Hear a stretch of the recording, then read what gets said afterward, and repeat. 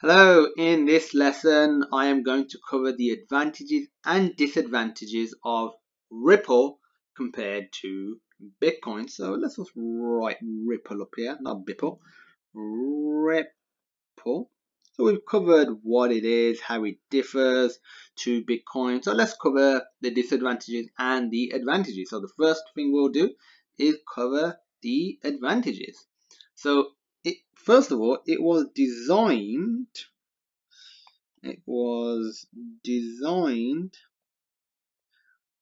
after seeing the strengths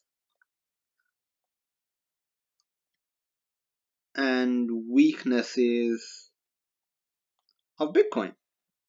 So the developers that created it were able to see what Bitcoin did really well, how it did it really well, its philosophy. They were able to see the shortcomings of Bitcoin, whether that was the philosophy or the technology of Bitcoin, and well, they've been able to see that. I'm not saying it's the ultimate system now, far from it, but they've been able to see that. Another thing I want to mention is this video will be covering Ripple, the currency, and the network. So the advantages and disadvantages will be generally for both.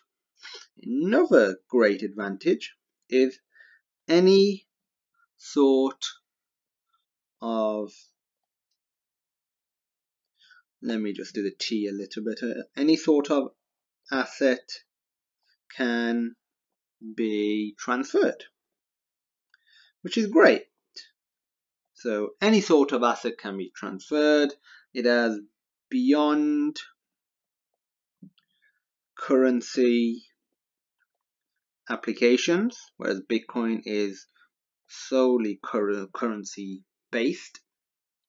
But if you're talking about transfer of assets, essentially other applications, then there are other cryptocurrencies based on similar technologies such as blockchain, similar to Bitcoin, such as Ethereum. So there are alternatives out there based on the blockchain foundation. So it's not blockchain has certain applications and then Ripple, let's say, has others. There are some blockchain implementations that can do what Ripple can do as well. Another major advantage is it uses less computing power. It much faster to process transactions,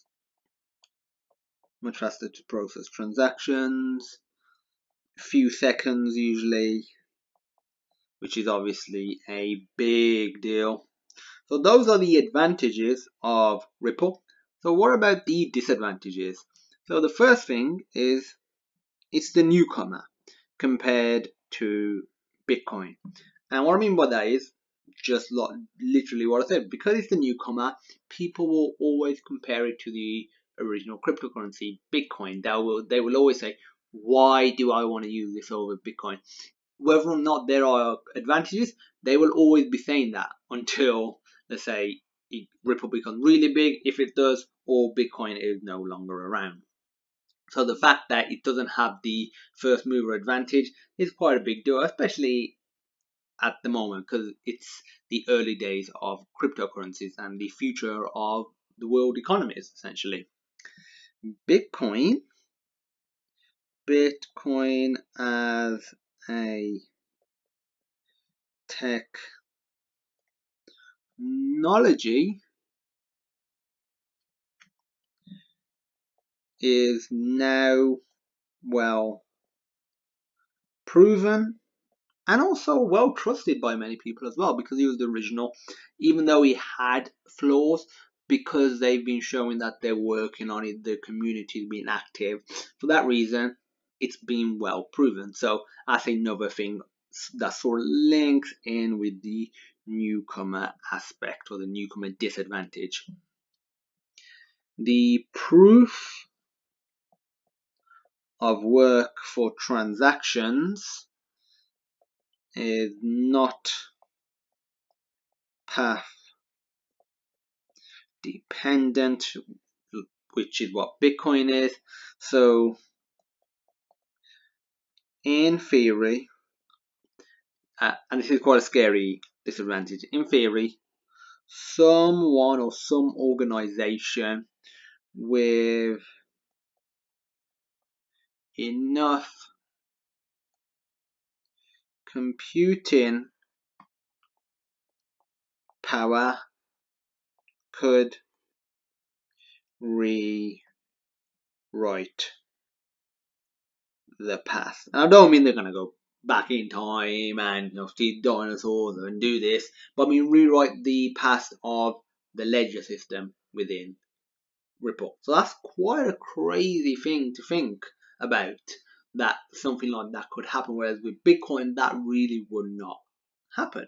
You would have to hack it, whereas with this it's less hacking it and more just the system that they've got. So chance of this happening is unlikely, but it could.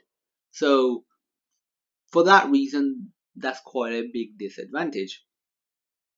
Another thing is Bitcoin and other cryptocurrencies could pretty easily adopt